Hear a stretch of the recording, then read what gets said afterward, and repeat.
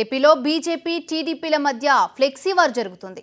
282 కోట్ల కేంద్ర ప్రభుత్వ నిధులతో విజయవాడలోని ఇంద్రకీలాద్రి వద్ద ఫ్లైఓవర్ను నిర్మించ తలపెట్టారు. ఫ్లైఓవర్ శంకుస్థాపన కోసం కేంద్ర మంత్రి నితీష్ గడ్కరీ రేపు విజయవాడకు వస్తున్నారు. ఈ నేపథ్యంలో నగరంలో ఏర్పాటు చేసిన ఫ్లెక్సీలో ప్రధాని నరేంద్ర మోదీ ఫోటోకు తగిన ప్రాధాన్యం ఇవ్వలేదు. సొమ్ము ఒకరిదైతే సోకు ఇంకొకరిది అన్నట్టు ఎక్కడ చూసినా సీఎం చంద్రబాబు, తనయుడు లోకేష్, ఎంపీ కేశినేని నాని ఫోటోలతో ఉన్న ఫ్లెక్సీలు కట్టడం బీజేపీ నేతలకు ఆగ్రహం తెప్పించింది.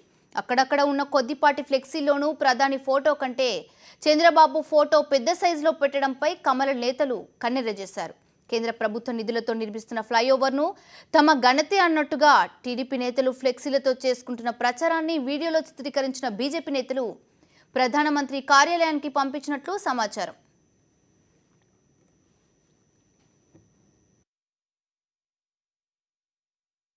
శంకుస్థాపన కార్యక్రమంలో ఏర్పాటు చేసినటువంటి ఫ్లెక్సీల్లో కనీసం భారత ప్రధానమంత్రి శ్రీ నరేంద్ర మోడీ గారి పటాన్ని లేకుండా చేయటం ద్వారా ప్రజల్లో ఏ రకమైన సంకేతం తీసుకువెళ్తున్నారో తెలుగుదేశం పార్టీ, మా యొక్క మిత్రపక్షమైనటువంటి తెలుగుదేశం పార్టీ నాయకులు, గౌరవ ముఖ్యమంత్రి కూడా ఆలోచన చేసి దీన్ని వెంటనే సరిచేయవలసినటువంటి బాధ్యత తెలుగుదేశం పార్టీ మీద, తెలుగుదేశం పార్టీ నాయకులతో పాటుగా స్థానిక పార్లమెంటు సభ్యుల మీద కూడా ఉందనే విషయాన్ని మేము ఈ సందర్భంగా స్పష్టం చేస్తున్నాం.